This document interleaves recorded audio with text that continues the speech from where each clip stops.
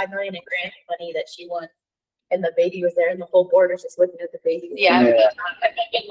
The grant. So let's go. Say bye. He's not so quiet anymore though, unfortunately. He decides he thinks he's the boss of everything. Yeah, I will. Thanks, Brittany. Thank you. Bye, Sergio. I'll send you a text on that question.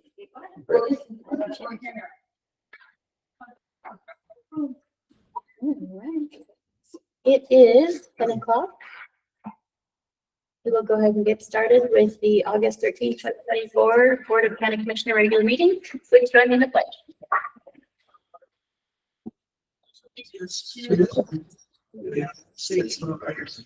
To the republic which stands one nation indivisible, with liberty and justice for all. Morning. We will start with the agenda approval. Commissioners, I have changed the agenda as presented. Motion to accept the agenda. I'll second the motion. I have a motion and a second. Any discussion? Hearing none, we'll call for the vote. Commissioner Wardell, Yes. Commissioner Spillier. Yes. Chairman Adriana. Yes. Motion passes. Moving on to consent agenda. Commissioner, on consent agenda for today, I have the meeting minutes from July 23rd, meetings from July 30th, and also meeting minutes from August 6th. Termination for Alan Reeves, resignations for Marcia Valdez, promotions for Savannah Horton, Cliff Diggs, Devon Perry. I have a bonus for Kathy Kamea. I have sick time relations for Cecilia Kelly, Cliff Diggs, Mark Sanchez, Javon Perry, Anthony Thomason, and Victoria Sanchez. And I have bid number 24-16 of Richard J. and Yvonne H. Wallstrom for tax year 2023 in the total amount of $762.67, as well as bid numbered 24-17 for the same parties, the calendar year 2022 in the amount of $74.33. Make the motion to accept the consent agenda. I'll second that. I have a motion and a second. I do have a topic for discussion. Is staff comfortable with all of the promotions and bonuses? I've got a little bit of issues on the wording of the bonus for Kathy. How I interpret this is basically it's a request for that salary to go up and not a confirmation that salary will go up. That said, Kathy does do a lot of great work, but I'm not willing to commit to things for next year until I get through the budget. Would you be more comfortable if we added that to the motion? Or you think it's written in a way that that's understood? I think that the way that it's written is probably okay. Just to make sure that I'll make sure that Chrissy and Kathy know that that is not a guarantee of an increase there. We'll see what we can do, but I'm not going to promise anybody anything until. Yeah. Okay. I have a motion and a second. Any further discussion? Hearing none, we'll call for the vote. Commissioner Spillier. Yes. Commissioner Wardell. Yes. Chairman Adriana. Yes. Motion passes. Thank you. It doesn't look like we have anyone in the room who wanted to speak at public comment. Let's see if there's anyone online. Looks like we're online. Looks like we have a hand raised by D. Sandoval.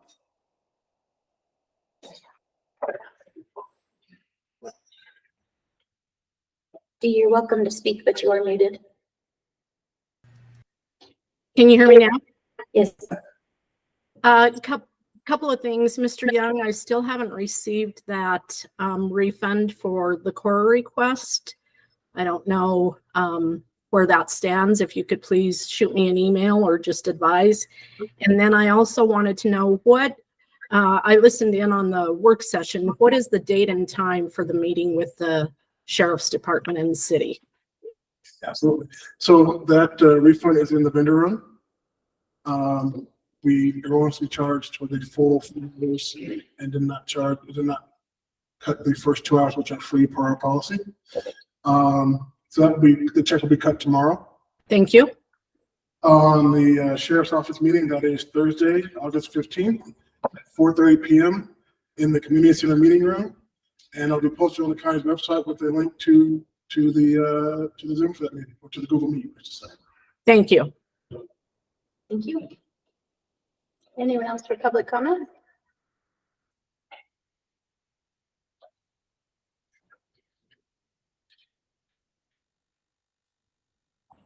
Moving on to appointments. We have the county treasurer, Deborah Reynolds. Good morning, everybody. I actually was asked to come and give an update on the fraudulent checks that we had going on. It kind of ended up being about 17,500. Of that, we are still in the process. There was 4 actually checks, and the last 2, we had filed our affidavits after the first 2. So they're still working on the 4650 to get that back. And so we have all our paperwork. Thank goodness for Kim that kind of spearheaded the fraudulent check part and got us all to sign all our affidavits and everything going. So, but we did receive back most of it, almost the $10,000 one that was taken. Right away, we were able to get that one back and we noticed. But there was a total of 4 checks. And since then, we actually have revamped our business. We are now in positive pay for every single account pretty much that we have charged, that I have charge over, from the social service to finance to my office. And I know with finance, it's been a pain because they've hit and miss, and that's probably due diligence on my part because I haven't totally showed them how to upload a file and all. So we're working on it, trying to get people for second set of eyes on there. I did update some of the girls on the social service website also for checking to be able to see those and approve. It's hard to approve them if we don't have a list. We can kind of like notice our signatures. We can kind of notice, Erica, your name is so precise in her nice little E and everything. So that's kind of where we found that the person that did try to do fraud was trying to mimic her signature, and it was really hard because it wasn't nice. It was ugly. So with that further said, that's all I have. Any questions for me? Or anybody? You don't have questions, just thank you. I know it's been a lot of hard work for been both of crazy. you and for Kim and for Carl and admin. So thanks for staying on top of that. So we're confident at this point that we are going to get everything back. Right, pretty much, yeah. It's in the process. So with BMO Bank, we'll pretty much get everything back. They've done that before. A few times I've been hacked before. I wish I would have been on positive pay before. I didn't really know how it worked. But the girls, Anne has really ran with that on your side to upload the whole set of checks that they write and everything. And it's nice because they'll write one whole vendor bunch of checks right now. So she'll take all those, upload them, and then they're there. And then for our processing, we're still going back and forth with reissuing checks because they were frozen from that account. And my side, I switched banks on my side, but other than that, it's moving forward and I'm pretty satisfied and content. So we're good. Yeah. Awesome. Okay. Thank you. Does the public have any questions online or in the room? I don't see any. Okay. Thank you, Debbie. Thank you. Oh, looks like we have a question from D. Sandoval.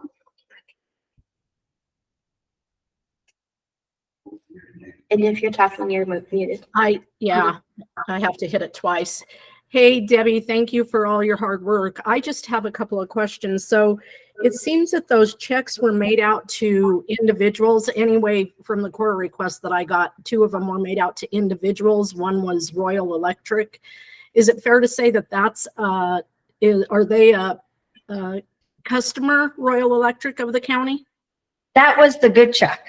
Royal Yes. Electric was the actual guy. And then the other one was made out to, it was Fantasy. Who was it?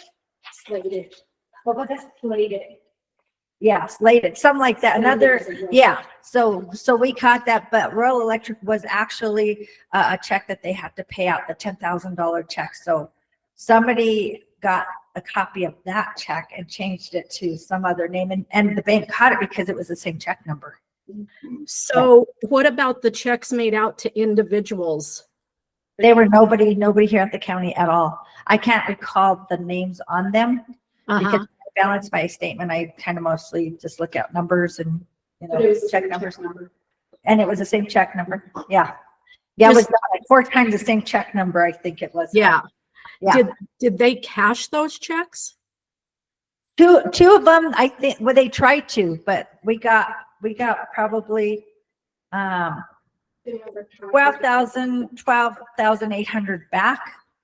So the last 2 that we found, we're working on getting the money back on those ones. We had to file affidavits on those. So they were like delayed. We found them after.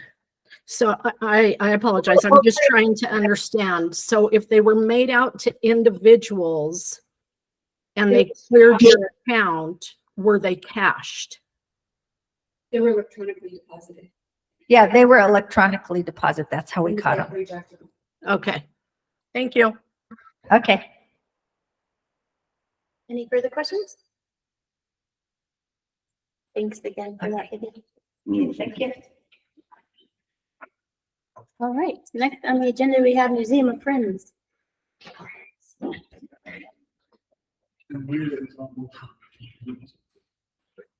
Thank you.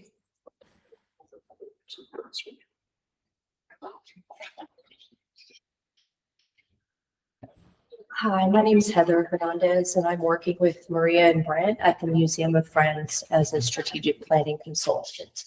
And we're here today to seek your support for a letter of support to acquire additional funding to ensure the sustainability of the museum.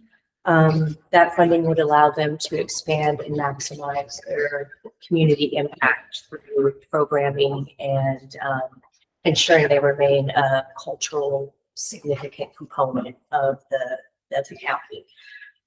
We're also hoping to seek your support for the October Gala. As you all are aware, they've received significant support to support the preservation of the Dick and Ruth building over the years. They've just completed the 4th phase, but they have to have this fundraiser in order to reach the matching funds that are required for the grant. So we're hoping to seek your sponsorship similarly to how you helped last year. And I think, No, that's it. Letter of support and the gala. Yeah, so we're thankful that you allowed us this time to bring this before you, and hope that you will continue to support the museum. Thank you.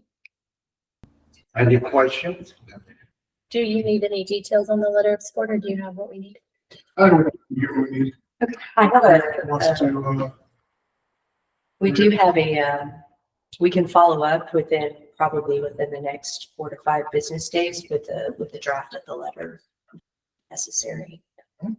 so you got to do a motion to authorize sending of that letter. We get that turned around as soon as possible. Maria has her hand up. Yeah, yes. Hi, it's Maria. Can you hear me? Hello? Yes, Can you hear me? yes. Yep. Oh, good. Thank you for having us today. Sorry I couldn't be there. I have major health issues. I just want to clarify something that Heather said. Our last biennial fundraiser gala to save the Ruth and Dick building was in 2019. The first one was in 2017. And throughout the years, we have continued to work with History Colorado on the preservation of the building and the rehabilitation of it. And we have now completed 4 phases, and we're about to apply for the 5th phase. What we're asking for is a sponsorship from the county to help support the fundraiser. And the sponsorship levels, the last time that you donated for this was in 2019. And we're looking for a contribution. Anything is acceptable, but the sponsorships begin at 2,500 and go to 5,000. We need to raise the matching funds for this last phase, which is 125,000. So whatever you're able to contribute would be very greatly appreciated. Thank you. Question, how are you coming with that? What is your balance so far that you have? Have you been We able? have about 40,000 so far. And that was excuse me, I'm at the museum. Sorry, someone's calling. I'll let the voicemail pick up. We had 30,000 from the Gates Family Foundation, 10,000 from the Rollins Foundation, and probably about, I would say, about another 5,000 from Joan and Cobb Berger Family Foundation. So I made a mistake, 45,000.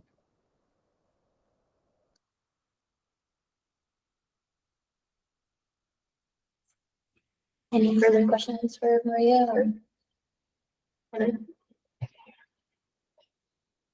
So we can. Actually, what is the timeline on that? When do you need that by? Well, the gala is scheduled for October 19th, and we, in the last publicity, we do a beautiful gala brochure like we did for the story share at the Fox last year. We did a beautiful playbill, and the sponsors helped us to advertise. And we have a card that will be going out and a poster. And I believe Heather has the mock-up with her. Are you able to give that to them, Heather? Absolutely. And in the previous years, you were a sponsor and you appeared on all of our publicity. And the question about timing, we finally on the brochure, that the flyer, excuse me, there is no DJ listed, but since that was printed, we have confirmation with Heather Curtis to be the DJ. So, and then Brent is sending out a big letter to contemporary artists to donate a work of art. Like many museums do for their fundraisers, they ask artists to donate, and those works will be available for the gala. And that's why it says, take your pick at the Roof and Dick. Sorry, that was Reba. And so we're working diligently. We had a little bit of setback with some health issues, but I spoke to the city yesterday to get the liquor license, and we set up now all of the entertainment with the live music and then the DJ for dancing. And for those of you who've attended, it's a hoot, and we let down our hair and we really have fun because, you know, we all work so hard around here in this county to make it better. And this is a time to really be with friends and eat Alice's food and buy art. And there'll be all different levels of expense, you know, probably from $50 up. And we're just hoping to continue with the Museum of Friends in Waltenburg and keep the place open. Very difficult in these times.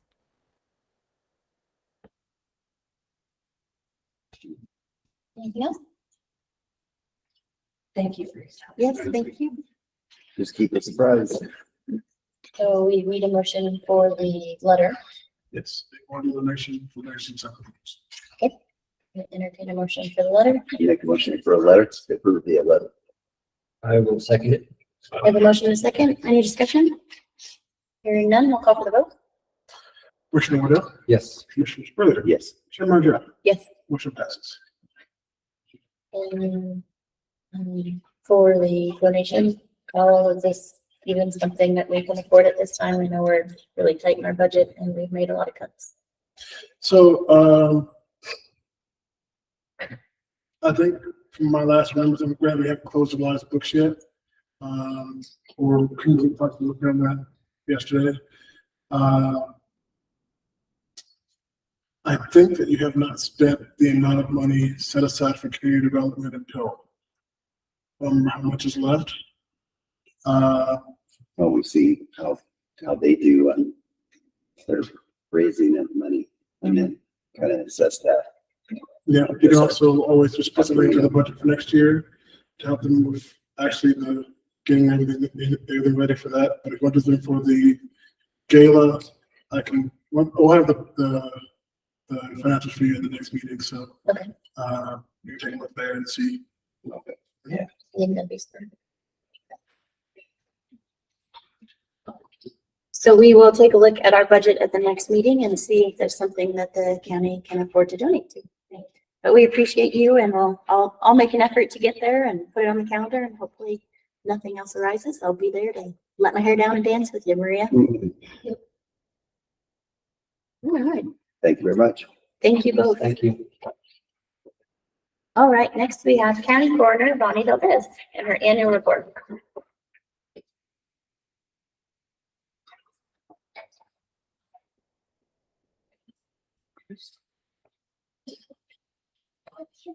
Good morning, and thank you for letting me come before you to present my annual report.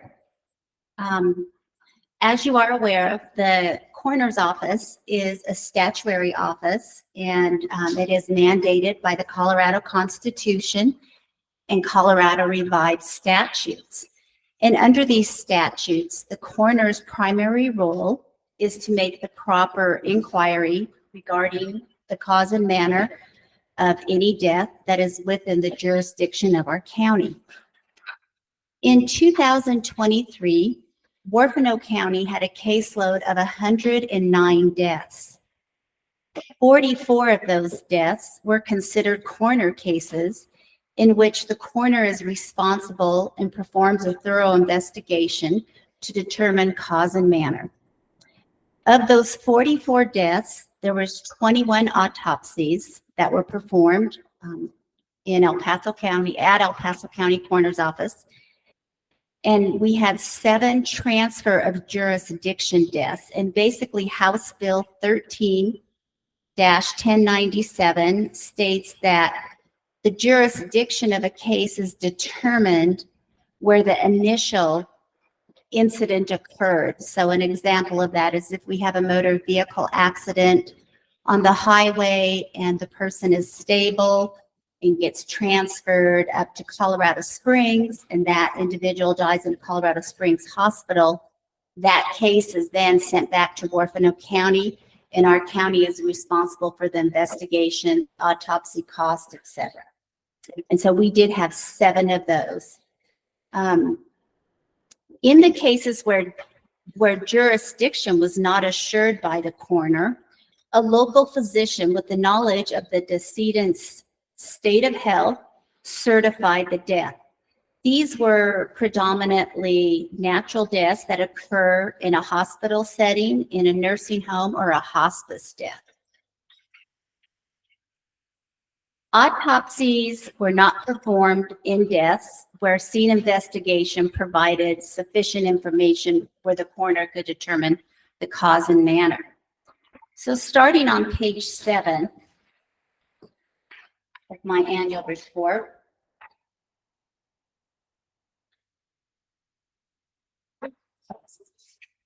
I have it broken down, a summary of the types of coroner calls. We had 65 non-coroner reportable deaths, 44 coroner reportable deaths, and 21 autopsies.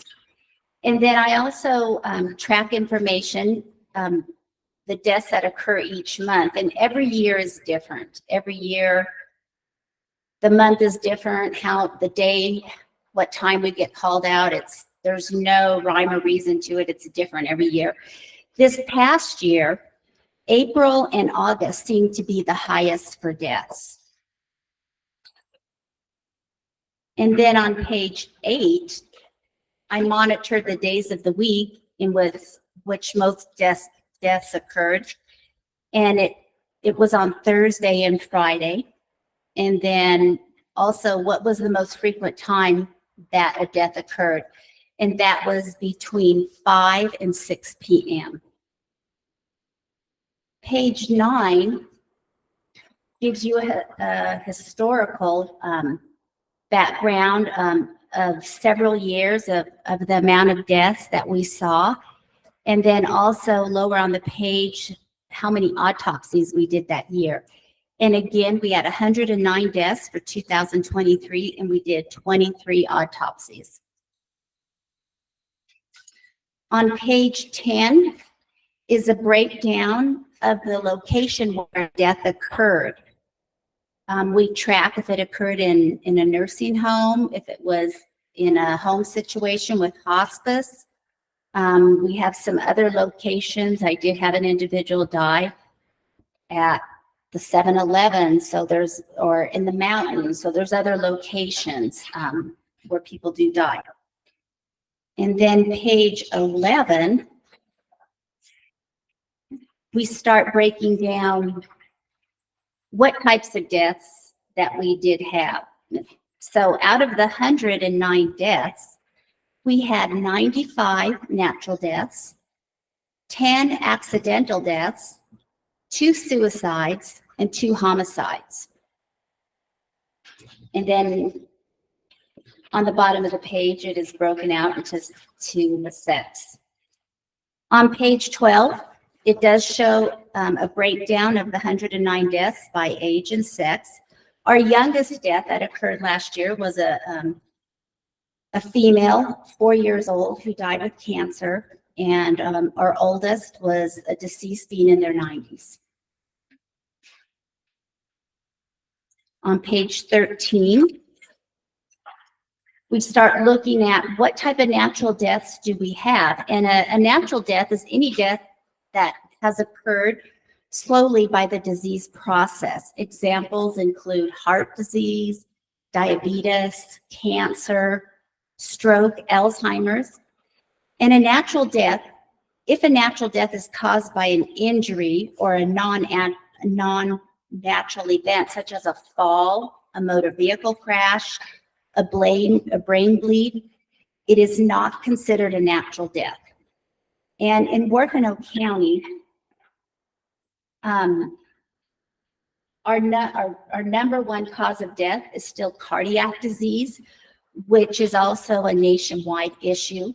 We did see a slight increase of cancer deaths over the past couple of years, and our cancer being the second leading cause of death. And the type of cancers that we saw were breast, prostate, pancreas, renal, esophageal, bone, and blood.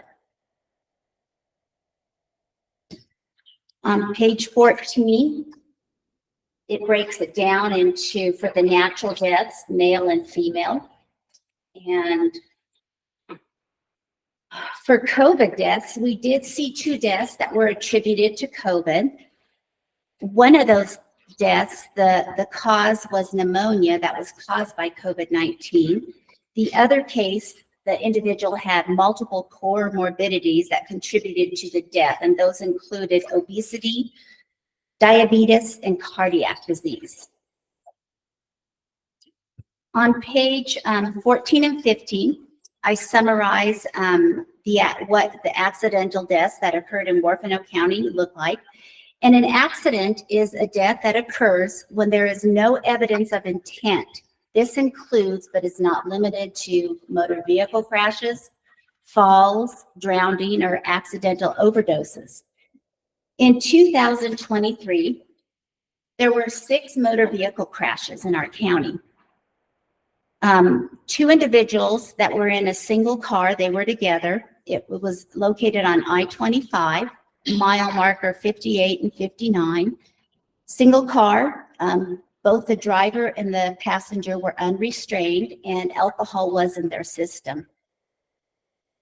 So, and then the third motor vehicle crash was a pedestrian that was killed from a hit and run accident, or a hit and run on 7th Street by 7-Eleven. And there was alcohol in the pedestrian system.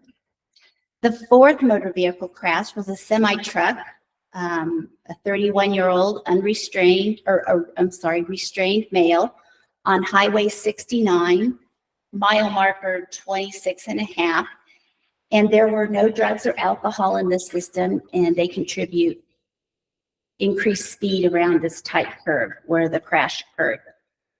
The fifth motor vehicle crash was a 67-year-old unrestrained male driver, single vehicle crash that occurred on Highway 69 and County Road 524, and marijuana was in the system. And then the last motor vehicle crash was a 24-year-old male, unrestrained driver heading northbound on I-25 by the Huerfano Butte, single vehicle. And this individual had methamphetamines, fentanyl, and marijuana in their system. Okay. And so for the other accidental deaths, we did have a 56-year-old female who was kicked by a horse and sustained head and rib fractures, a 32-year-old female who had preeclampsia and she was pregnant and was positive for methamphetamine intoxication and was transferred up to the Pueblo Hospital. A 64-year-old male died from a mixture of cocaine and alcohol intoxication, and a 27-year-old male who died from toxic effects of fentanyl. On page 16, we will look at the suicide deaths that we had in Huerfano County over the past year. Suicide is a type of death that is a result of a purposeful action set into motion to end one's life. A suicide note may or may not be present at the scene. We did have 2 suicides in Huerfano County. One was a 62-year-old male, a gunshot wound to the head, and he was positive for alcohol. Our second suicide was a 44-year-old female, gunshot wound to the head, and she was positive for methamphetamines.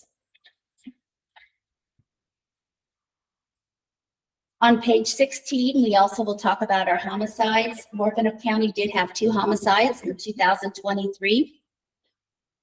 One was a 69-year-old male, sustained blunt force injuries and trauma to his chest.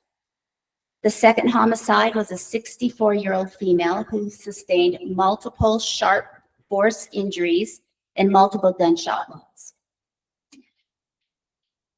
We had no undetermined deaths in 2023, and an undetermined death is one that there is insufficient evidence or information to determine the manner of death. And we also have no pending deaths for 2023.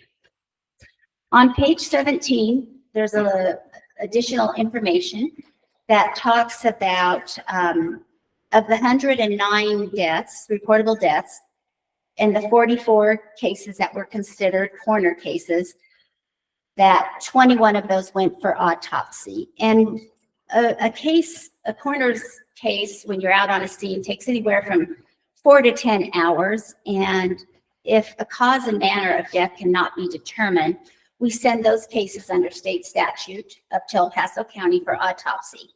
And we contract with El Paso County Coroner's Office. They do have 4 certified board forensic pathologists and an accredited lab, and our services are performed there. Overall, deaths involving drugs, both illicit and prescriptions, have played an increasing number of deaths throughout the United States. However, in Huerfano County, our number is still fairly small, being only 0.055% of all direct deaths that were drug related. We had a total of 6 deaths that were identified with drugs in their system.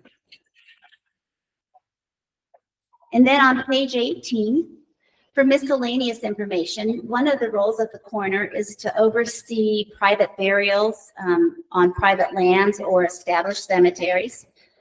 And we had a total of 5 private burials. And the coroner is responsible for getting the GPS coordinates and then making sure that that is recorded with the county clerk's offices. And myself and my deputies have continued to participate in our annual coroner education every year. And for the past 4 years, I have served on the Colorado Coroners Association board. And in pages 18 and 19, it does give a little brief bibliography about each of my deputies. So anyway, that concludes my annual report. And I thank you for giving me your time. Are there any questions? Actually, yeah, I was wondering, just curiosity, when you bury someone in a, is it, you call it a green burial, private land? Green burial, private. Is there any, what are the restrictions, or are there anything like that? We follow the state paperwork, and we look to make sure that you're not by a stream, you're not by a well, you're not by a septic system. We do encourage the landowner to go at least 6 feet deep, just because of, scavenger animals. We don't want someone with a flood or an animal, digging up a deceased body. But as far as like restrictions, if someone wants to be buried in a coffin, they can, a pine box, or in a rug, a blanket. There are no restrictions for that. So, any other questions? I did have a question. Did you get your transportation figured out with lighting and? You know what, Carl and I are working on that, but thank you. You're welcome. Okay, thank you very much for your time. Thank you, Bonnie.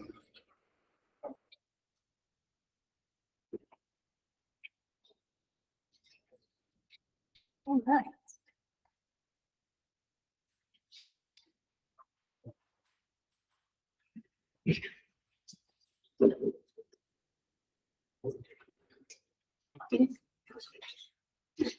Next, we have Bill Singleton. Thank you.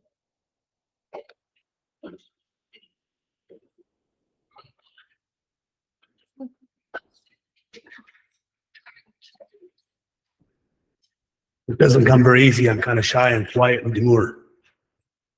If you state your name for the record, and My name is Bill Singleton. thank you. I'm representing today a group of contractor consortium in Southern Colorado. Live in Huerfano County.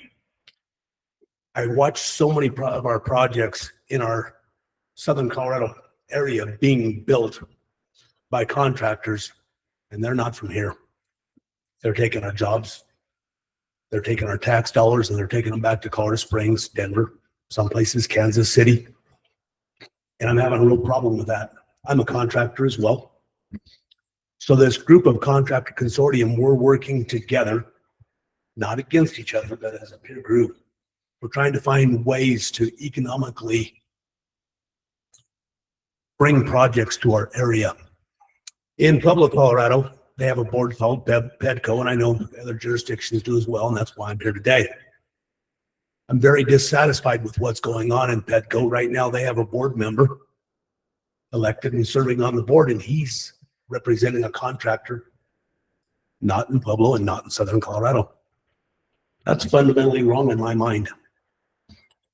So this group getting together, we bring to you the opportunity of working together. We want to find ways to construct, build new projects. We have bankers, construction contractors capable of any size project from $10,000 to $100 million. We have the financing, bond capacity, and otherwise. If there's anything we can do to help this community build and build locally, keep our tax dollars here, let's create new jobs, new good paying jobs. We don't need any low paying jobs. We need jobs with skilled staff. In our industry right now, we've watched so many people vacate the construction field And there's so many guys out there with the potential of making six figures. Why can't we have that in our community? Why can't our kids have that ability and go on and do new things? Not everybody's cut out for college, but there's a lot of these young people that are very, very capable of working in the construction industry and doing very well. Myself, I got kicked out of high school before I even graduated. I'm pretty proud of where we are today, and I want to keep that going. We'll help out in terms of bid selection, bid depositories, design build. We can bring in designers. We will help out in any fashion we can. And the blend of this is, if everybody else is busy, we have a chance of being busy too. So please use our services, budgeting and design development. Don't be shy, reach out to us. An opportunity is exactly that. Give us that opportunity. And let's not have our schools built by contractors that are not in this area. And let's be involved and do things for our community. Let's be proud of what we provide our tax dollars. Thank you. And I guess I don't have a lot to add from there. Do you have some questions, Jason? Yeah, it's, love that whole concept, because that's one of the big things I want to see in this county, is to start being able to build local and support the community. So one question I'd have is, so what can we do? What do you need as an incentive to see more people coming into the area, for people to be able to be supported? You know, what would be beneficial for your business to be able to be successful? The conversation.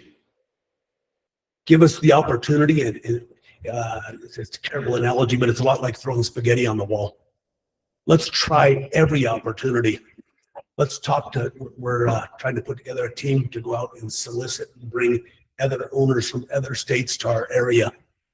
A very success story that I'm very proud of. Gentleman that used to work for me, we were watching the Black Hills power plant leave Pueblo because of the union requirement. And I didn't have a lot of faith in that. I thought it was gone. Gentleman that worked for me got on the phone, talked to Black Hills. We had done a lot of work for them, and told them, and he was very passionate about it. We'll build your plant. We'll build it all union. We'll keep it right here in Pueblo. Black Hills made the comment, we can't do that. Our bylaws as a corporation does not allow us to sign a union-only contract. Don't let that stop you, and we'll make it happen. With a simple phone call, the man, his name is Reggie Garcia, he stopped that work and brought $500 million worth of work back to Pueblo. And we found a way through the Contractors Consortium to both sign up with Black Hills, make the project happen. We kept the jobs locally. They paid very well, and we built that plant. And I'm proud of that. I'm very proud of that. If we can build a $500 million power plant, we can do about anything we need to. And again, I say that goes back to $10,000 all the way up. Give us the opportunity. Let's talk to these people. Let's tell them why we can build a great project. We can build it and build it well. We can build it with accountability. And if we have no accountability, we shouldn't be in the business in the first place.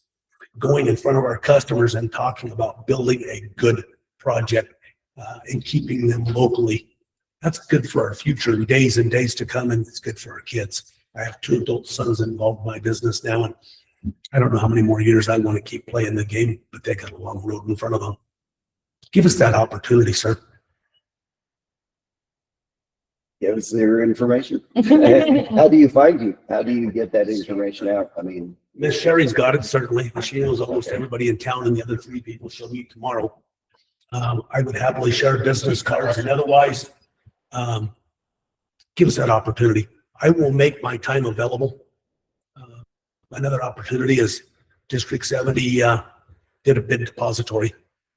They took all the mechanical electrical bids from local contractors before the general contractors saw that work. And then they published those bid results. Now those general contractors look at that and they know who's low. And if they don't select that low contractor, they get called on the carpet. Accountability is a huge thing. When we look at the projects that have been built here in town over the last 2 or 3 years, I'm not pleased with the way they went. So let's change it. amen. Sounds good. Any questions? Use us. Do you have a website also? Any kind of a, I own a company called Vision Mechanical. My son's recently, a year ago, bought Bassett Construction, a 63-year-old general contracting business. And they've turned that thing around this year. They're going a long ways and doing very well. They'll do about 17 or 18 million dollars of revenue for the year. And Vision supports a staff of 127 local people. And we want to continue to see that grow. So Vision bought Bassett? Or differently? My son's bought Bassett Gotcha. under a different flagship. Okay, what's the name? Vision Mechanical is my company. Bassett Construction is my son's They company. kept Bassett. Yeah. Okay. And that's owned through an LLC called Orama. Awesome. Angel, did you have any questions? Yeah, I just wanted to say that I liked the idea that I like the sound of that. Just wanted to know what was the meaning of the consortium again? Arguably, I'm pushing for Southern Colorado Contractors Consortium. I don't like the Pueblo acronym. I don't like Petco. Very disappointed with those folks. And I don't like the way they're doing business. So I can complain about it or I can do something about it. So I elected to get involved. I do. would- I like the idea of keeping jobs local Boston. Yeah, maybe we can help with this information. Sir, if we don't keep these jobs locally, our ability to staff projects with skilled people it's terrible now. We have to have those jobs and we have to have a skilled workforce and we have to be willing to train them and invest in them and spend the time. If we don't do that, we're in bad trouble. And I see it every day. The sheet metal workers statewide union used to boast about 1,700 members. They're under 1,000 now.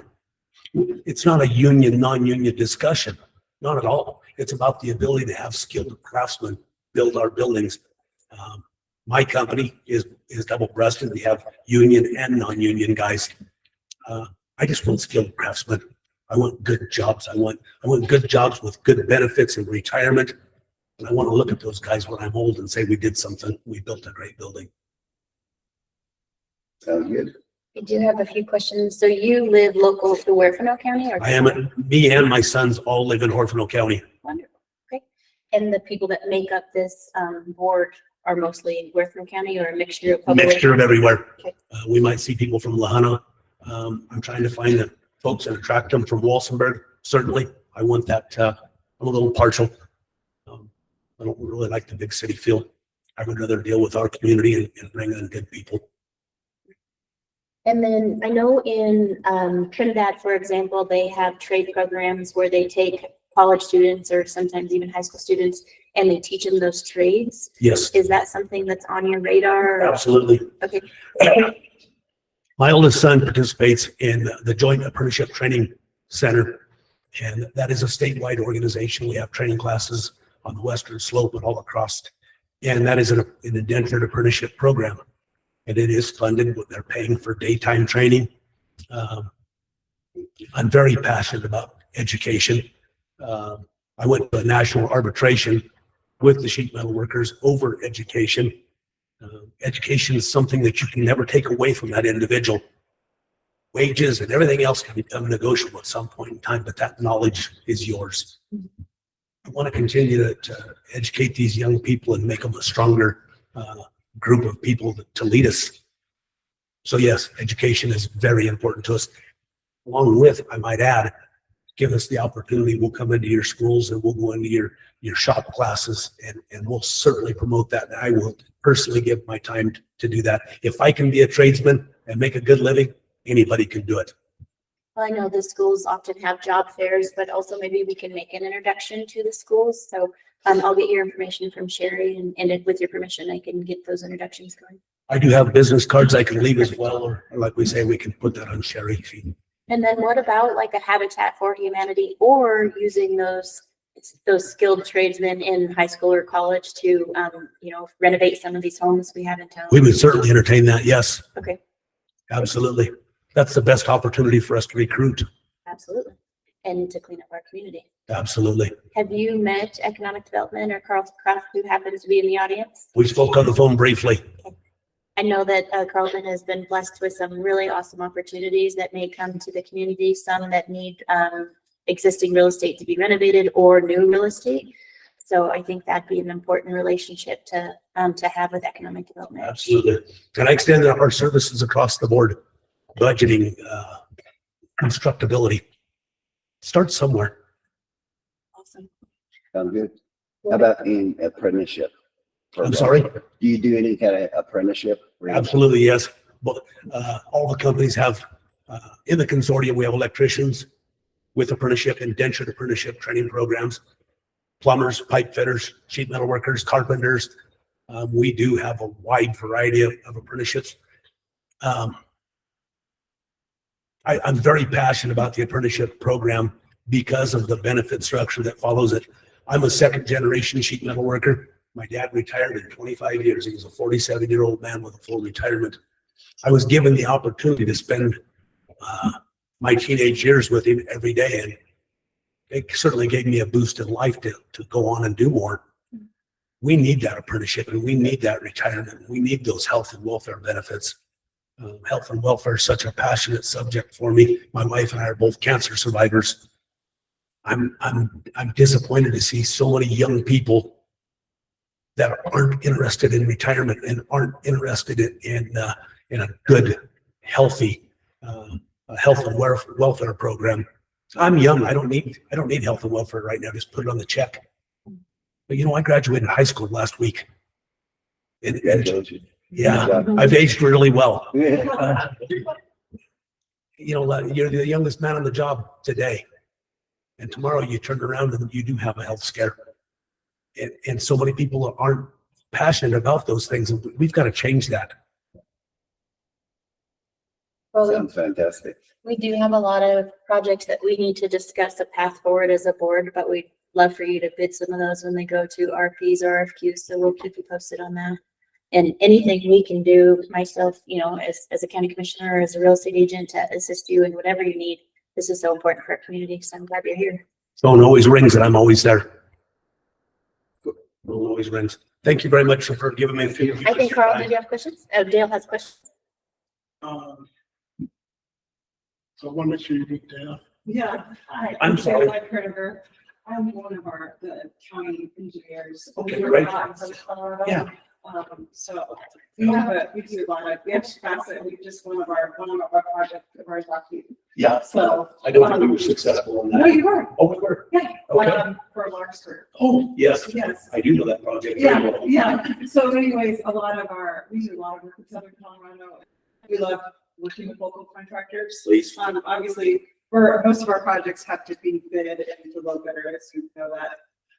But often the local contractors give the best price. So, maybe if you want to, just to make sure we're on our bidders, assuming fast it is, but for you personally. So. Absolutely. Yeah. Absolutely. I do know the Larkspur project quite well. Yeah. Dale had some questions, I know. My question was, are you partnered up with the community college system? And it sounds like you're doing that. We're doing anything we can to partnership with colleges and otherwise. The vacation of skilled craftsmen is killing us. We need all the help we can get. It's a terrible thing to say, but we hire so many young men, and the first question I ask, can you read a tape measure? Something so fundamentally elementary as it's just gone. And it's terrible to say, I'll give you $2 an hour more if you can read a tape measure to start. We've lost that edge. Understand completely and agree completely. Thank you very much. I look forward to working together. Let's go do some things and let's build some buildings. Thank Sounds you. good. Any other questions from the public or online? Awesome. Well, thank you so much. Looking Thank forward you. to it. We really appreciate you being here. All right, moving on to public hearing for Gardner Public Improvement District sewer project. Do I need to open it as official hearing and turn it over to Dana? Yes. We will now go into a public hearing, and Dana will be the public hearing officer. I'm sorry, Dana, what's your last name? Herdiger, Koeniger. Thank you. I just have to connect here to your.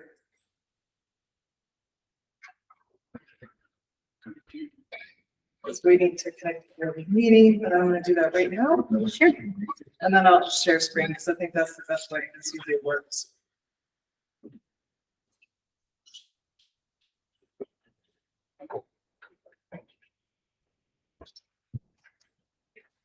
This is join as a viewer. Is that okay?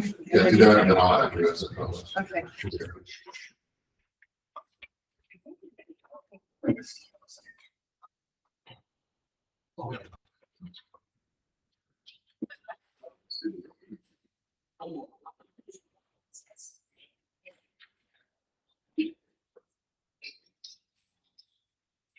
You should be able to share screen. Okay, thank you.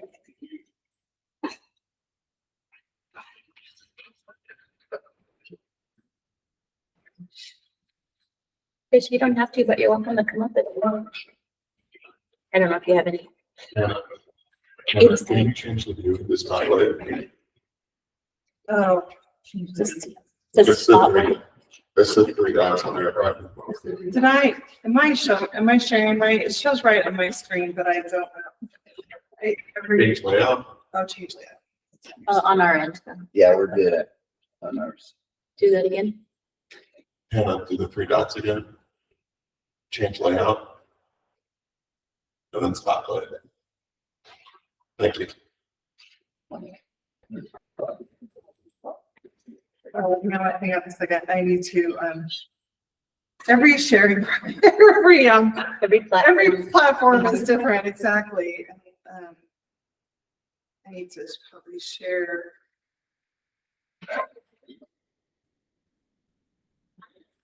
Hopefully it doesn't mess up what you just did, but.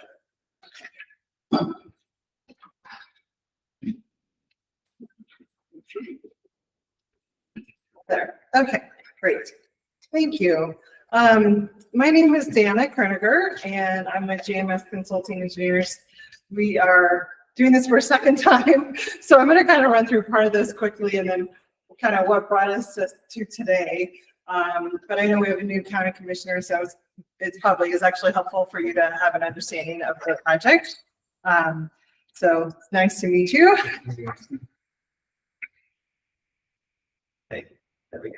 So the need for the project, we completed a preliminary engineering report with some pipeline video inspections to determine where there was deficiencies in the collection system of the Gardner sewer collection system. In that finding, we found that about 2,700 lineal feet of pipe was back pitched, which means it's reverse graded going backwards, or was severely flat with less than minimum slope. There's also some sagging in the pipe due to constructability when it was originally installed, and the type of pipe that was used is prone to sagging if it's not installed properly.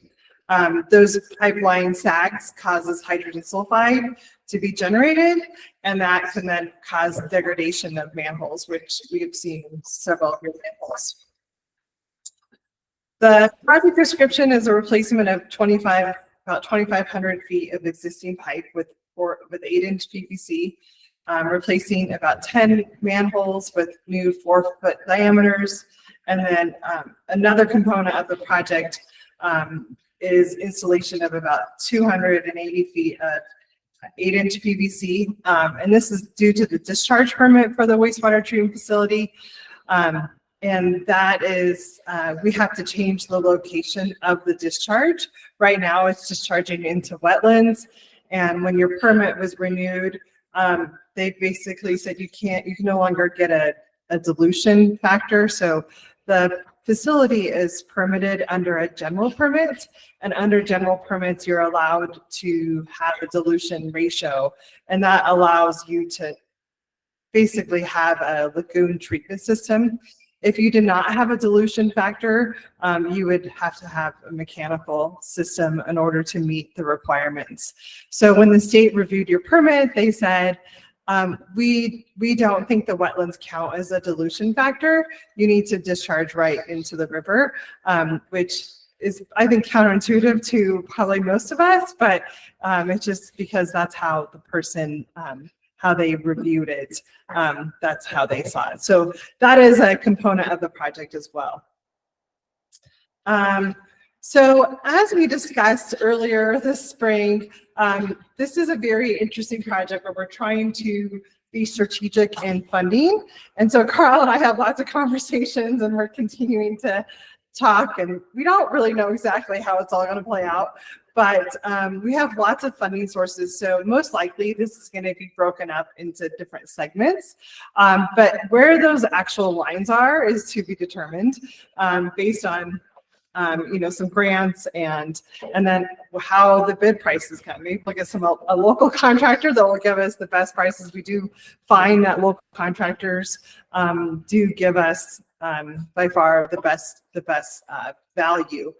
So the first segment, and I know this is a little bit hard to read, but you can see on the right-hand side is in green, and that we are potentially going for a grant with More Housing Now, which would be submitted December of this year. And that grant could help pay for a component of the sewer system due to the low-income housing that development that is planned in that area. We're also planning to use loan in that section, and then also potentially the county ARPA money. That segment will overlap with another bucket of money, which is the Community Development Block Grant. Recently, I think since we met, that was increased from 452 to 600,000. So that is great news. They had some extra funding in the program this year. Our original ask was for 600,000. So it was great that they were, infused the project with another $150,000. And then the last segment is I have a CDS, and that's the Congressional Directed Spending. Congressional Directed Spending is taking money away from the state revolving fund, and is actually really injured that really great program in the last couple of years. And so we thought it would be best if that's kind of considered separate. The board of the water pollution, of your loan they have the prerogative to give you principal forgiveness or not. And if we were concerned that if your CDS money was shown in there, that they would be less likely to give you principal forgiveness because they would say you don't really need it, but we need as much money as we can to complete the project. So it's kind of its own separate deal. And we're not really fully sure where that start and end will, because it all depends on what bid prices come in. And that's really what the project will be. So here's the different options. So option one in that green is about a total of $1.2 million. And I'm not going to go through all the details, but it includes the wastewater treatment facility outfall extension. And how we will bid the project is we'll bid it in segments. And so we'll just bid a bunch and we'll just see what we can award. And that's pretty typical for a project like this. And then the option two is another $1.2 million. And then option three is about $500,000. So your CDS money is 600,000. Is that right? No, 500. Sorry. I have too many numbers in my head. So one of the things, this is a lot of numbers showing here, but one of the things that has happened, and maybe I go backwards here. So we submitted, or go forward a minute. We submitted loan application in June for this project. And in the loan application, it's not only a loan, but also principal forgiveness. So this bipartisan infrastructure law is being facilitated on the water wastewater side through the state revolving fund. And they give about 50% of the project through those funds for wastewater. This is kind of once in a lifetime money for wastewater. There usually isn't principal forgiveness available for wastewater projects. And so it was good timing to go in. But some of the challenges that we ran into is, first of all, they're using your 22 data for your audit. And I think Carl could speak to that more, but what basically happened is Gardner experienced pretty high expenditures in 2022 that were not typical. And so when they're looking at that, they're saying, well, you need to raise your rates so much in order to basically overcome your deficit and meet the loan obligations. The other piece is I've been in lots of conversations with the finance director of the authority. So it's the Colorado Water Resources and Power Development Authority. They're the bank in this process. So they're the ones that your loan agreement will be with. And we've had conversations about the once in a lifetime money of ARPA money and how that will be used. But they're a little more hesitant about it. And so we've submitted various documentation and they keep asking for more documentation. But they're not showing it in the actual credit report because how the strategy of it is that we're going to pay off the loan because we want to maximize principal forgiveness. The idea is to put in a loan amount and then they give you a certain percentage of principal forgiveness, and then we pay down the loan with the ARPA money and re-amortize the loan. So it's a strategy to use the county's money most effectively and maximize grant, but it's not common. It's not a common strategy. And typically it really is because most communities don't have that, especially small communities like Gardner. I was actually just at another community yesterday that is also small, that also has once in a lifetime money, that it's just it's thinking out of the box and they're open to it, but it's also takes a lot of explaining. So due to the high potential rate increase, they've now pushed the loan approval to October rather than just in a couple of weeks. So it's supposed to be August 21st. So in order to have that go to October, we need a draft audit by August 28th. And Carl and I have had conversations, and maybe as commissioners, I know Carl's in direct conversation with your auditor, but even if we can have a draft audit if there's components that cannot be completed by the end of August, that it just says this section is not completed.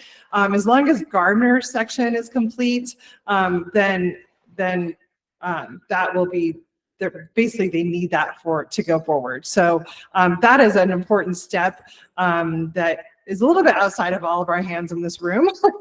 But I think if we can ask kindly and ask if that's possible. If that doesn't happen, you're just going to keep being pushed out for your loan approval. The risk there is that the principal forgiveness, they only have so much of that money. And so if you don't get it in October, then there may be other entities requesting that money. And if it gets spent, then you don't have access to that money. So that's where the timing is critical, and that just needs to be communicated to your auditor. And then we need to do a final loan request amount by August 28th. So back to the numbers. I'm sorry, this is a lot of numbers. Hopefully you can read them. I have kind of three scenarios going across, and I'll try to explain all the acronyms too, but so the first one, the first column is a $1 million loan application using your 2022 audit. Basically what had come is we didn't show a bad enough scenario when I came here in April. They're like, you didn't show that you needed a $50 rate increase, which we know the county is not going to put that on Gardner, but they need to just have it so the paperwork shows it. And so we have to show the absolute worst case scenario, and this is it. So if we do $1 million loan application, we have the DOLA, Department of Local Affairs Community Development Block Grant of $600,000. Good news, actually, since also we just got awarded the design engineering grant. That was not in play yet when I came here in April. So that was just recently awarded. So you'll see some things with that because we'll need to pass a resolution. You'll have to pass a resolution for that. It's also a principal forgiveness, so it'll look like a loan, but as soon as it's executed, it's forgiven. So it's a grant, but it's not called a grant. And then the principal forgiveness, so you did get a little over half, I think it was like 64% for principal forgiveness. And so you can see that 521 is the grant amount, and then the loan is 478. So this is what came up in the credit report. I'm not sure if you guys have seen the credit report, and I can bring that up on the screen too, but that's essentially the numbers that they had on there in the credit report. That would equal to an annual payment of $20,647. The next line item, I actually highlighted these two line items green because this is really the critical numbers that are making this rate increase, showing what it is. So in 2022, the audit showed operation and maintenance expenses of $127.23 per customer. And that obviously is a lot, but that's what your current O&M expenses were. I do want to note that this is water and sewer. It's a combined fund. And so it's not just the sewer here. So when we're talking about these overall finances, it is combined. The new debt service would be $24.58 per customer per month. And then there is a coverage ratio that's required of 110%. So we just added into that reserve of for the debt service of $2.46. So your needed average monthly bill would be $154.26. Your average revenue for 2022 was $95. So the difference between the 154 and the 95 is the 58. So you can see that most of that is actually, I mean, half of that is related to the fact of the deficit that we saw in 2022, which is why the 2023 numbers are so critical. Carl did, he's been so great, by the way, in just being quick responding to the state revolving fund and lots of questions that they're asking. But you can see that this becomes more critical, the 2023. And he did send the non-audited numbers, but they don't really care about non-audited numbers. That's the problem. They're always going to want to look at your external audit. So the next column is an $800,000 loan application. I think we have always wanted to go in for $1 million, but then they look at us like we're crazy because we show a $58 rate increase. And but you know, when we look at the numbers, we're like, yeah, we still think it's possible. Which is again, the 23 numbers become critical. So the $800,000 loan application lowers that principal forgiveness and the loan amount. And you can see the annual payment changes. What I did in the current O&M expenses, I changed that number to be what is the 2023 numbers of $83.70. And what that is showing. And then, but what I did is I kept the revenue the same as 2022, just to be like conservative. And if we kept the revenues as they were for 2022, your rate increase would be $9.88. And so it's looks, you know, that's reasonable. And that's not even showing your extra revenue. Because I'm trying to show like, well, let's just pretend like your revenue isn't as good as it is for 23. And then kind of the best case scenario is on the far right column, which is showing your ARPA contribution to the project. And as you can see, it's really the $1 million loan. And you can see how the loan amount reduces by 250. So it goes from 478 to 228, making your annual payment $9,865. And then in this one, I use the revenue, your expenditures from 2023 and your revenue from 2023. And now we see that we have no rate increase required. It's actually, you have excess. So it's kind of like, I guess, the extremes we see here. I think one of the things that, I know I've shared this, but for the new commissioner, I'm super passionate about projects being affordable. We're not going to do a $58 rate increase, but we need to kind of prove it to the state revolving fund. I always compare it to like you going to getting a house loan. They look at all the little details of how you operate your finances, and they want every detail. It's the same thing when we're going to get a loan at this level. So that's why we need to show that 5882 increase. Although I think it's more likely, like we want to try to make this affordable, adding more money to the project to make it so that that's a minimal increase. Again, a big component of this increase again is your operating and operating expenditures and revenue, which for a small community, it's like it doesn't take that much to make that a huge difference. So you have 1 year with a lot of expenditures, then all of a sudden you don't look as good financially. Is there anything you want to add to that, Carl, and all of our back and forth with the state? Not just one thing, it's not directly related, but it's, when we talk about the housing project in Garner and things like that, this is so wide, so important. Garner is such a small system that to make these kinds of improvements spread over 150-ish customers is really painful, despite the small size of the project. So growth in this situation helps a lot, especially in a situation with Gardner where, because we have Chris and how Chris operates and be able to use Road and Bridge in order to put in taps, we can bank some of that tap fee money as part of that reserve requirement. We also don't charge GPID the cost of Chris's salary or Ann's or Kim's or mine and our work and overseeing GPID or operating GPID. And that's also part of the reason why that negative $28.05 is possible. Originally, that does have to correct itself, or else we'll have problems in the general fund. But this is sort of the advantage that the county has that GBID has over, say, other systems. The county can move things around, we can play with things while keeping to the integrity of the funds, but we have to be careful of that too. So growth is, I want to say growth is good, that's a slogan that we might not want to get into all the time, but in this situation, responsible growth and making sure that we are growing tight.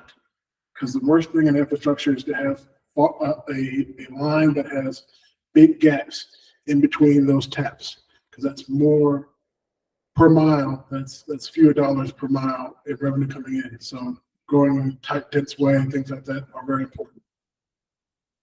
Yeah, it's a good addition. It is the smaller the place, the harder it is to make it affordable. I mean, we work with a lot of really small communities. Any questions on all of these numbers? I do. Is the $250,000 earmarked and there and available? Is this even, okay, That's in those opera funds that exist in the disaster recovery funds that just sit in there. and we haven't reallocated them? Good. One of the things Carl, I mean, the document that you just sent last week seemed pretty official to me as allocated, but the community I was actually just in last night, they made them pass a resolution that specifically allocated the money to the project. So I'm just kind of giving you a heads up that they may require that before it goes before the board. I think they're not opposed to our creative financing. I mean, I've been having conversations for 2 years about how we're going to creatively finance, but it's making sure it looks okay on paper, and it does really reduce the annual payments considerably. And there's no other grant funding we can seek to. Well, we are seeking the energy and mineral impact assistance, the More Housing Now, so that would help pay for that first segment from the wastewater treatment facility up to where that sewer line would come down. And then we have the CDS money. So you really there's only like one other grant out there, but it's hard to get that grant for collection systems. So on the wastewater side, I think you've done fairly well. And then even having the CDS money on the back end is helpful. Thank you. Okay, so just other components as we talk through funding. The More Housing Now, if that gets awarded, cannot be used with the Community Development Block Grant funds because they're both Department of Local Affairs, and they technically you're not supposed to have one project with both. So if you get awarded that, then we have to just kind of strategically look at how we bid the project and how the buckets of money are all spent.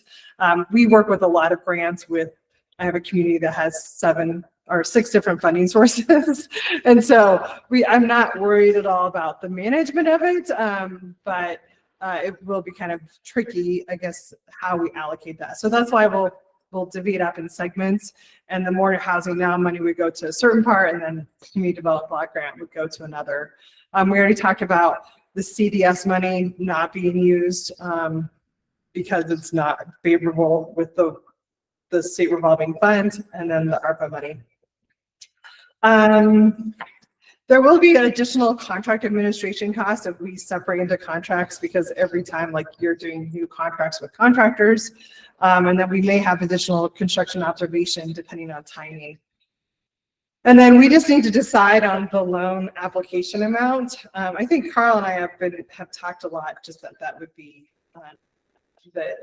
for that amount to just be $1 million, but it seems that's something I guess the commissioners need to decide. And we just need that amount by the end of the month. I would recommend still going for the $1 million. Once we have the 23 numbers, it's really going to change things. And how they look at the ARPA money, we're not going to see that $58 increase. So my thing on $1 million is that projects have overruns, and this fund is getting back to being healthy, but I can only eat so much in an overrun. So I'd rather go for the market amount up front and be able to take out the cushion. That way you can make sure that the proper money gets used for paying off and not necessarily for participating on the project. Of course, nothing is known until we get the final bids back. But that's where my head's at. And we'll get a revised credit report as well with the $1 million, and we can just see how that looks. You can get approved for $1 million, and let's just say, hey, guess like 24 looks like 22 finances. Maybe we want to do a lower loan amount. You can get approved for $1 million, and then when you go to loan closing, you can say we only want 500,000 or we only want 800. But it gives you kind of the most flexibility, and I think it will look better once we have more numbers, newer numbers. Something else we just need to talk about, because it's in the public hearing, is the environmental impacts. Short-term construction impacts include dust generation, construction noise, road closures, and disruptions, and increasing erosion and ground surface disruption. We'll incorporate best management practices, and we don't have any other environmental impacts. We got environmental clearance was received on May 20th, so we got through all that, which was great. This is our potential schedule. So we are in loan approval would be in October. I have kind of a generous window for the loan closing. Loan closing could be as early as like 6 weeks, but I'm just not seeing them close that fast right now. So I have it as late as February. If we get the other grant, that probably won't be executed till May or June, it should be like May or June. And so we would just kind of have this loan sitting there waiting until the other grant, until if you got awarded that grant, then we would just wait to then put that out to bid. Otherwise, if you didn't get awarded that, then we can go right away to bidding.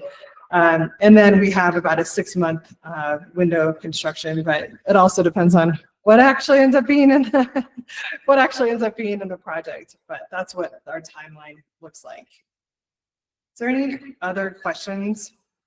Carl, I've already sent Carl both this presentation, so he can give this to you if you want to study those numbers a little bit more. I know that's a lot of information all at once. And if you want anything, if you're like, hey, can you put these numbers into it? I'd be happy to run other numbers. Do you have some questions? Do you guys have any? You answered one of the ones that I had, so. Okay. I don't have any questions. Okay.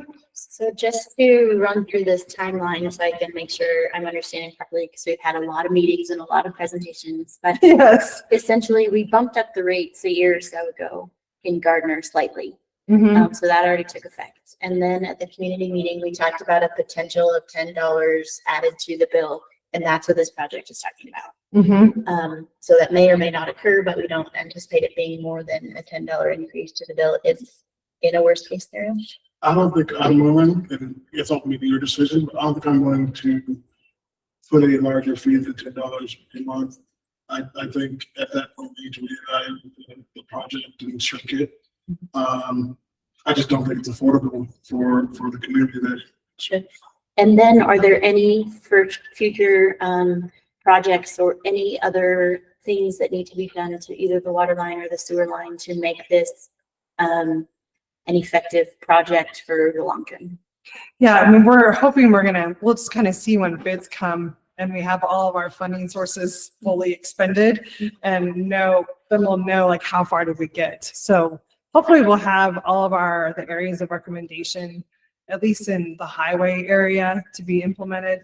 There was a small amount in priority 2, but I would say let's get through all of this before and kind of see where we end up. And then at the end, if it's like, hey, we still have 500 feet, then we can strategize on, okay, how are we going to try to get this project finished? But it's a very interesting project with all the money that we're trying to work with.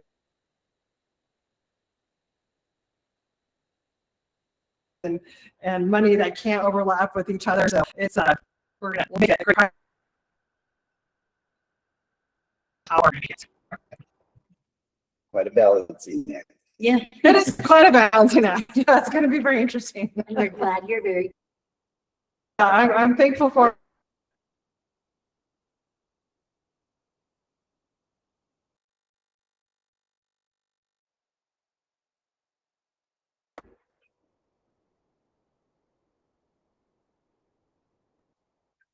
Just thank you for all your hard work. We really appreciate you. Yeah, appreciate you. And I appreciate Carl. And I tell Carl, I always appreciate his great attitude too when his face. So I appreciate Carl and his work on this as well. So thank you. And we enjoy working with you. Thank you very much. All right. Looks like we're moving on to land use, bulk water permit 24-06.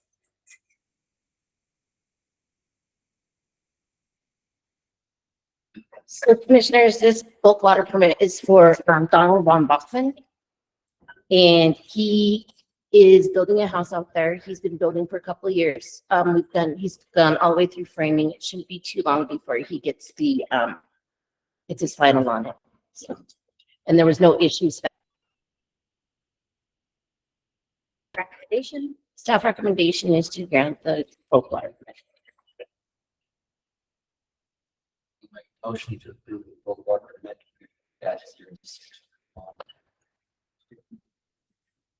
Second that. I have a motion and a second. Any discussion? Hearing none, call for the vote. Commissioner Spillier, Yes. Commissioner Arnold, Yes. Chairman Young. Yes. Yes. Thank you, Shirley. Thank you. Thank you, Chris. Thank you. Moving on to action items.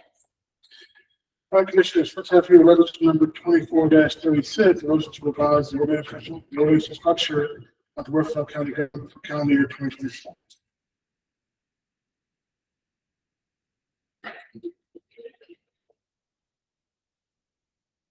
Sorry, I didn't hear that.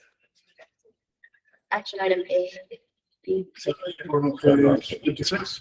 Okay, sorry, I'm on the wrong page.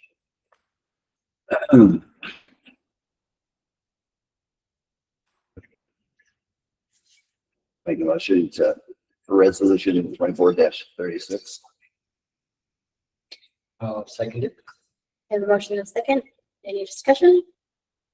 I do have discussion. I just want to thank Carl for taking on duty after duty after duty and absorbing different positions and doing anything that this county needs to make it work efficiently and effectively. So your hard work and dedication doesn't go unnoticed. Yes, thank you, Carl. Okay, any other discussion? Call for the vote. Commissioner Webb, Yes. Commissioner Spillier, Yes. Chairman Jeff. Next, after resolution number 24-37, a resolution to adopt internal controls policies. So this is a long time coming. I'd like to thank Debbie, Kim, Robert, and Ann for all of their work in putting this together. I think we've come to this sort of first phase of this in a way that's going to help the county, one, maintain better budget controls and spending controls. It's going to ensure that we have more security. Debbie alluded to some of the security improvements which came up earlier. So this has been a good effort of the entire team that works on the county's finances. And the one thing I do want to point out is implementation for all this won't be immediate. It'll be over some time, especially for things like the purchase orders and other reporting. There's work that needs to be done in order to align systems that have never spoken to each other and make sure everything's flowing consistently. But I do expect that we'll have everything implemented by the end of the year. I make the motion to adopt resolution 24-37. Second that. The motion and a second. Any discussion? Hearing none, I'll call for the vote. Commissioner Spillier, Yes. Commissioner Webb, Yes. Chairman Jeff. Yes. Motion passes. Commissioners, this is a request to grant $100,000 of the American Rescue Plan State Local Assistance Funds to the Huerfano County Housing Authority for countywide housing projects. This amount was reobligated for housing projects during your June 25th meeting. Funds will be used as match for grants that kind of been awarded from the Department of Local Affairs. And so when we obligate money from those opera funds, I always tell you that it's obligated, so it's reserved for that use. But an obligation is not an authorization to spend. I sort of struggled with what the obligation to spend should look like, so I just came up with this format. But this essentially allows us to move that money from where it's being kept in disaster recovery over to the Housing Authority Fund, so we can start to move on those grant projects. Or soon thereafter to start presenting new work orders. GMS to revise GMS to revise GPID rules, update those. Working with SkyCom and updating the sections of land use code, and starting to work on our other housing projects. So that's where we're at the moment. And then I got the contract for the second DOLA grant last night or this morning. So that one involves more of the project management for those housing projects. So we're moving along. Just a little bit, sure. Just a little bit. Yep. Make a motion to accept the American Rescue Plan Act funds for housing. I'll second it. We have a motion and a second. Any discussion? Hearing none, we'll call for the vote. Commissioner Royal, Yes. Commissioner Spillier, Yes. Chairman Jeff. Yes. Motion passes. Commissioners, next I have for you your August 2024 vendor run. This should probably be called your first part of August 2024 vendor run. We're still working on changing names of things. This is essentially from your last vendor run at the end of July through last Thursday, Friday. Total amount of the run is $299,801.19. You can see each of the checks where they go into and sort of our brief description of the purpose of those payments. Thank you. I will make the motion.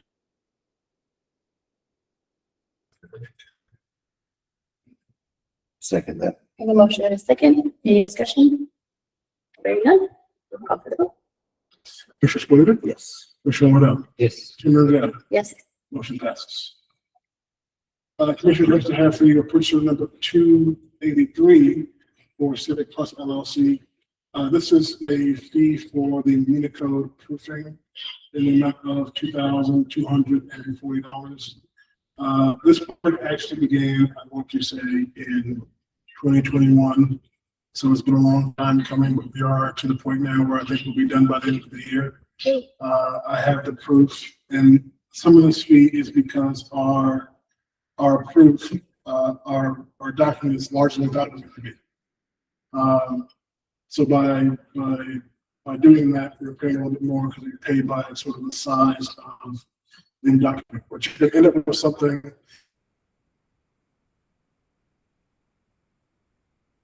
the rules that are currently in effect, things like that. I can't promise in the way that a municipality can that we've got everything, because our resolutions are both temporary and permanent, and the recording requirements for the clerk are somewhat similar, but the tracking requirements are different. You have to keep a book of ordinances versus resolutions, which just sort of get recorded. So it's a little bit different there, but so you'll still have things that aren't included in the code that will work as we find them to put them in, and we'll keep the code updated year after year after year. But that's where we are on this project. Make a motion to pay purchase order 283, the amount of 2240. Any discussion? Go for the vote. Commissioner Wood? Yes. Commissioner Spillier? Yes. Chairman Angela? Yes, Motion passes. thank you for this. It's very exciting.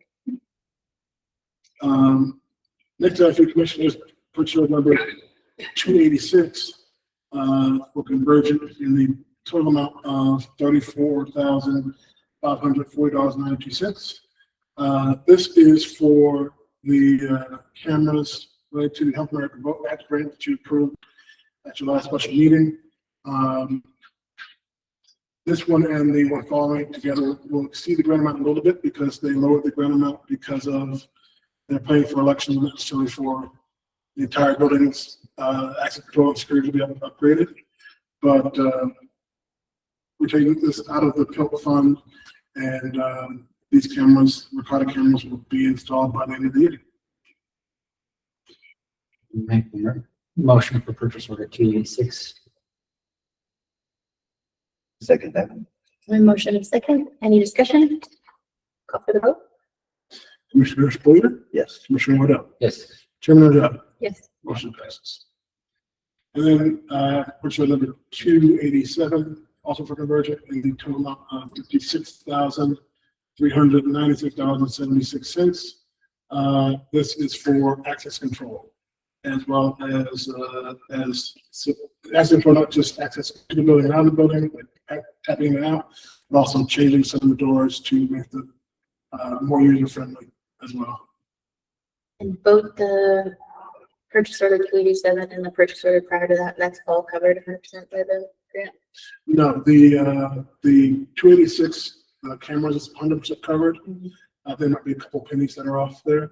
The 287, the grant is essentially covering like the hardware, but not the full cost of it. And we have the funds somewhere to carry the rest. Thank you.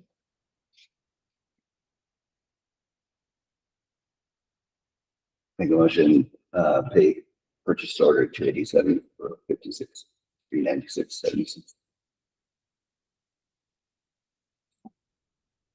I'll second that. And a motion in a second. Any discussion? Call for the vote. Commissioner Wood? Yes. Commissioner Spillier? Yes. Chairman Angela? Yes. Motion passes. Commissioners, next I have for you a request to approve an application for technical assistance to assist the county in applying. Proposed scope of the grant could include parking improvements, brownfields redevelopment, commercial residential building improvements, and training programs. If we successfully apply and our awarded community change grant, the maximum award is $20 million and no match is required. There is no cost for this technical assistance. Once we go through the technical assistance, assuming you approve this, the grant will have to come to you again for your approval. So this isn't approval of everything, it's just for this step. I'll make a motion for approval to apply to community change in technical assistance. Second that. We have a motion and a second, for discussion. If you want to go to page 113, or you can click on the link of that. Yep, and then the recommendations is, I think, what would be helpful for, Erica to make the motion to that effect, and you could just read it. Motion to approve an application for technical assistance toward applying for EPA community change. Friendly, acceptance of the change in motion. Yes. I have a motion and a second to the change. Any discussion? Hearing none, we'll call for the vote. Commissioner Spillier, Yes. Commissioner Waddell, Yes. Chairman Andrade, Yes. motion passes. You request to approve an application to the Clean Energy to Communities Export Match Program. This is another technical assistance program. This program is consisted by DOLA and contractors for U.S. Lake County buildings and close proximity, a microgrid, enabling these buildings to operate on shared backup power. The building is in our initial operation to be the courthouse, minor museum, business center, and law enforcement center. There's no cost to the county to receive technical assistance. Senator West participated in these discussions that led to this request and is interested in how this could help with resiliency of their grid. So just like before, if this leads to a project, that project will come back to you. I imagine that I don't know what the funding for looks like for that. So we'll get the concept for now and we'll see how we can put together the money for it, but they'll come back for you, if we proceed with anything on that front. So this is to approve the application. That's right. Yeah, just wait till that. Make motion to authorize the application to Clean Energy to Communities Expert Match Technical Assistance Program. Second.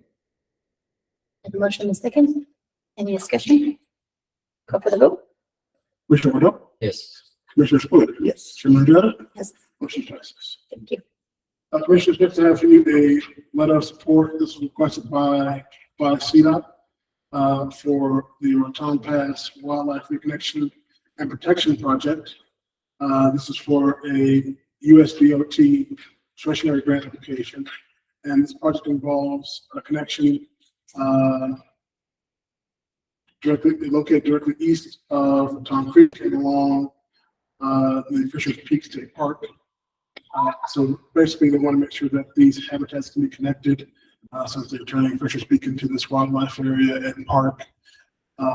This project impact Huerfano County, not particularly, but we try to be good neighbors. I'll make a motion to approve the letter of support for CDOT's wildlife crossing. That's for that. The motion is second. Any discussion? Call for the vote. Commissioner Spillier, Yes. Commissioner Waddell, Yes. Chairman Andrade, Yes. motion passes. Commissioners, next I have for you amendment number 4 to the agreement for application hosting and technology support services between Huerfano County and Avenue Enterprise Solutions LLC. This is the software that powers the treasurer's office and the recorder's office, and the assessor's office. And this runs through December 31st, 2027. The fees are laid out in the table on the bottom of the first page there, and top of the second.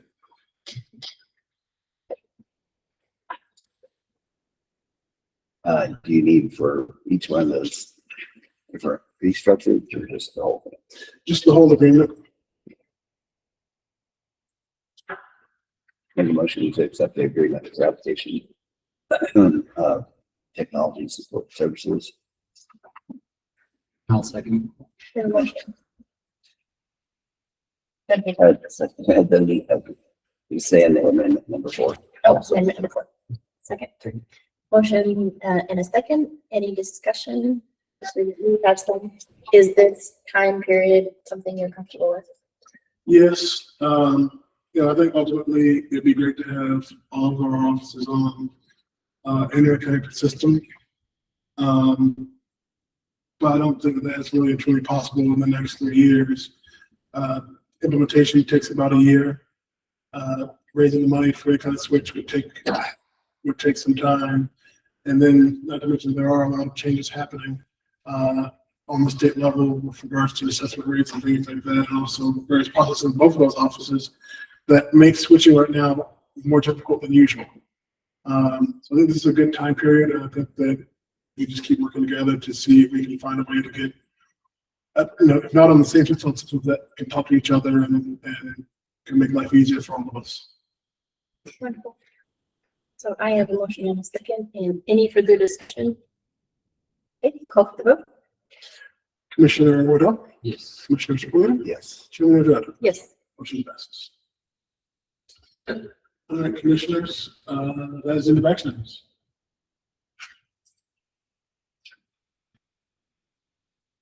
Moving on to correspondence. All right, starting on page 120 of your books. First half you have notice of forfeiture from the state of Colorado Division of Public Taxation related to the Colorado Springs Astronomical Society. Unless you choose to take action here to appeal this decision, there's no action required here for this. And in a nutshell, this means what to us? This means that they haven't filed their forms in order to maintain their property tax exemption, so they might have to pay property taxes until they rectify that with the state. Okay. Next, I have for you a letter from the Spanish Library District, just advising you of their new officers. With Vondia Wassner serving now as president. I have a letter from the First National Bank in Trinidad, thanking you all for your donation to the back to school supply drive. Then I have for you your GPID local water volume report, followed by your July 2024 GPID system total, your July 2024 GPID building register. Next, I have for you a series of CTSI technical updates. The first is on 25 HSA contribution limits. The next is on flagger certification for road and bridge employees. And then on time reporting of CWCP claims, workman's compensation claims. And then I have a couple of notices from CSI on their services and benefits being a member of CSI. Followed by that, I have your Spanish Airport fuel sales report. This is a year-to-date report from January 1st, 2024 to July 31st. We should receive these going forward monthly. Total sales of $43,611.30 at the airport, both January and 111. Unless I'm missing it somewhere, can they break it down to what percentage of that was actually profit after the expenses? They won't do it in that list system, but we can run an analysis. Just to make sure we're not missing it. Yeah. Thank you. Yeah, be nice. And then next I have for you your Road and Bridge fuel sales report. As you all know, Road and Bridge sells fuel not just to all the county departments, but also to the health department, ambulance, I think, and occasionally the city. Only the city is currently using our services, but they have in the past. Total amount of those sales, $105,754.22. That's over both diesel and regular gas, and you can see each account and their amount of their purchase, how many units, and for how much money. And again, if we could just keep it on hand, just to make sure our revenue is greater than our expenses. Yes. So Okay, I assume it is. But in the airport one, that one is going to show in your that's you can see it easily. This one we're the same we do a report so you see it, but Road and Bridge is of course charge themselves for fuel. Right. And they're the biggest user. So once we do the report based on the sale versus how much we've been spending year to date, you'll see a plus or minus. I'll try to have Dustin perhaps talk about what the volume left in the tank is when he expects to have to refill it. And he adjusts both gas and diesel when it's purchased for market value like he is at the airport. I believe he does it when it's purchased. Thank you. That's in the correspondence.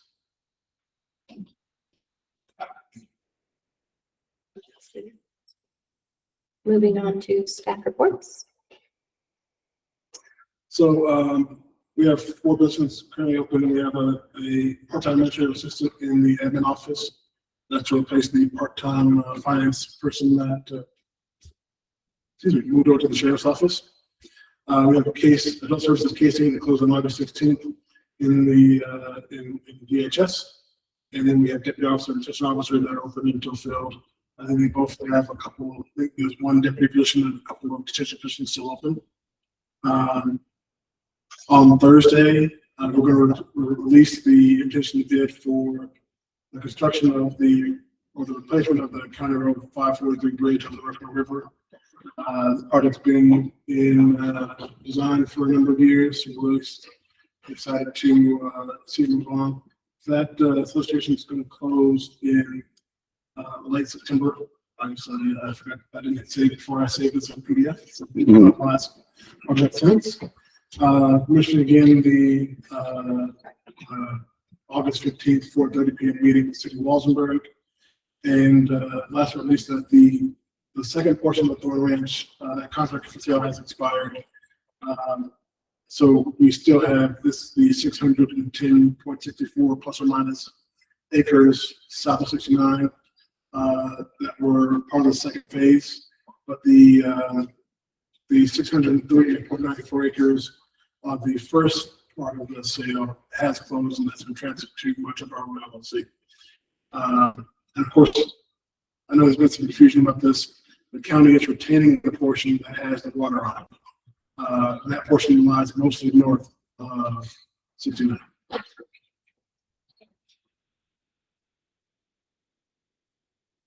Right. No training reports? Nope, I'm sorry, no questions. Okay.